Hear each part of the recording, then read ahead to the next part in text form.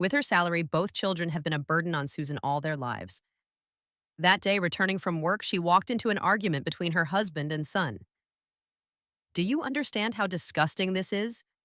You have no right to lecture me, her husband, Tom, shouted. You're a real piece of work, Dad, their son, Josh, replied. I'm not staying here anymore. I don't want to see you again. Then get out. Go to hell. Susan had noticed the tension between Tom and Josh for a while. It had started when their son entered university, but it had never escalated to such a scandal before. Susan took on extra work wherever she could, but now she couldn't control herself at work. It hurts. I'm sorry, I can't take it anymore. I can see something's bothering you today. Sit down and tell me what's going on, her patient Mark said. You won't believe it. My son had a fight with his father and left home. How old is your son? 19. Ah, it's clear now. At that age, all sons clash with their fathers. A generational conflict. 2 days passed and Josh still hadn't returned. Susan found him at his friend's place. Josh, how did you find me? A mother's heart knows. You can't do this. I'm worried sick. Mom, I'm not a kid anymore. I can decide where and how I live. Unable to get the truth from her son, Susan went to her husband's workplace. Tom, I'm surprised you're so calm. Josh hasn't slept at home for 2 days. Why are you so worked up? He's not a child anymore. I want you to go to him and fix this. Whatever happened, you're still his father. I won't do it. If he wants to live on his own, that's great. It's about time he stopped leeching off us. Don't you dare say that. Why not? You know perfectly well that with your salary, both kids have been a burden on me their whole lives, just like you. Susan had never criticized her husband for his low income. She respected him as a scholar and was even proud of his intelligence. That's why she worked herself to the bone. Surprisingly, the only person who seemed to care about her problems was Mark, one of her patients. Susan, you need to calm down. You can't keep torturing yourself like this.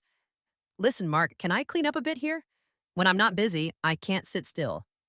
If that's the case, go ahead. Start with the kitchen. Later, Mark confessed, this kitchen hasn't been this clean since my wife passed away 2 years ago. In a foul mood, Susan returned home, only to face another surprise. Hey, I'm home. Susan, have you seen my favorite shirt? I washed it. Well, what am I supposed to wear today? Where are you going? To William's birthday party. You know, the dean. Why didn't you tell me earlier? I've been swamped. I forgot. So you're going alone? Without me? Honestly, I didn't even want to go, but Williams insisted. I'd actually like to go. It'd be a distraction. Are you serious? You're going to start getting ready now? That'll take forever, and I'm already running late. To make things worse, her younger daughter Emma poured salt on the wound. Mom, don't take this the wrong way, but if I were dad, I wouldn't want to take you either. What? Why? It's a fancy restaurant, right? What are you going to do there with your messy hair? The next morning brought another unpleasant surprise. I talked to Williams in an informal setting, and he approved my presentation. I'm going to Paris for a conference. That's amazing. Almost. Williams said he can't cover the trip this time. I'll have to pay my own way. Again? Out of pocket? Don't worry, we'll figure it out. On the day of his departure, Susan prepared something for him. Here, take this for pocket money. Susan, where did you get so much? I withdrew it from our savings. For unexpected expenses.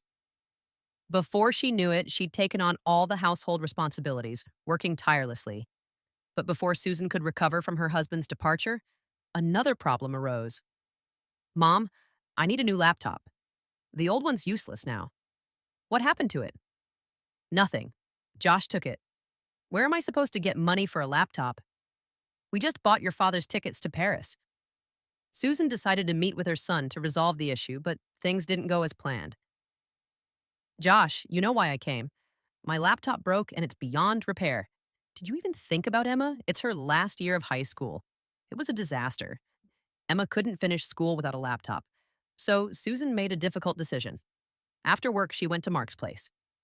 Mark, is your offer about helping around the house still open? Absolutely. I'd be very happy if you agreed. It wasn't an easy decision. Being a maid was far from prestigious. Susan took pride in her work as a nurse, but even with side jobs, money was tight. Soon, Tom returned from his trip abroad. How was the trip? Amazing. I gave a great presentation, met important people. Unfortunately, I couldn't afford your favorite perfume. It's not about the gift, it's the thought that counts. And Emma needs a new laptop now, so I've taken on another side job. Where? One of my patients offered me housekeeping work, like a maid. If it's such good money, why not quit the clinic and find more clients like him? A few weeks after Josh left, Susan was starting to adjust until another blow came. Josh, what are you doing here? Mom, I can't stand the sight of my father. What happened between you two? You don't see what a jerk he is. But I do. The fact that Josh had dropped out of school because of it was unacceptable. Tom, do you know Josh isn't attending classes because of you? What does that have to do with me? He's got a mind of his own. After the unpleasant conversation with her son, Susan went to Mark. Her mood didn't go unnoticed. Something's bothering you again, isn't it? You can't hide anything from you. My son dropped out of university. I don't understand why he has to drop out. He could transfer to another university. Wait, that's an idea. Why didn't I think of that? Susan rushed to convince her son not to abandon his education. You know, you could just transfer to another school. Mom, that's actually a good idea. Here, take this money for food. The next day, Susan decided to thank Mark for his advice. Their peaceful chat was interrupted by a call from a friend who needed injections. Many of Susan's acquaintances knew she was a nurse and often asked for favors. She and Laura had met at a few events. Their husbands worked at the same university. That didn't hurt at all. What's that lovely scent? Your perfume? Yes, Tom brought it back from France. Last time he went to a conference in Italy, remember? These conferences are sponsored. The university covers everything. My husband hasn't paid a single time in 5 years. I even tagged along for free a couple of times. Susan was stunned. All these conferences Tom had attended over the years had been free. So where had the money she'd given him gone? She immediately went to the university to hear the truth from her husband, only to walk into another confrontation between him and Josh. Later, Tom tried to win Susan back. Susan, I acted like a scumbag. I'm sorry. That's all you have to say? Sorry? You know what they say. A fool at 40 is a fool forever. Is that your excuse? Susan, let me come home. I miss you. Susan couldn't take the pressure anymore from her mother, her mother-in-law, her kids, her friends. She just wanted peace. In the end, she chose the only option that seemed to offer it. She forgave her husband. But she also needed to set things straight with Mark. Mark, you understand, at our age, it's foolish to try building something new. I don't agree. It's never too late to be happy. Happiness is so uncertain. I can't gamble on it. I've decided to give my husband a second chance. 20 years together means something. And you think it means the same to him? Tom returned home and things seemed to be improving. But Susan let her guard down too soon when she found text messages from him to his mistress.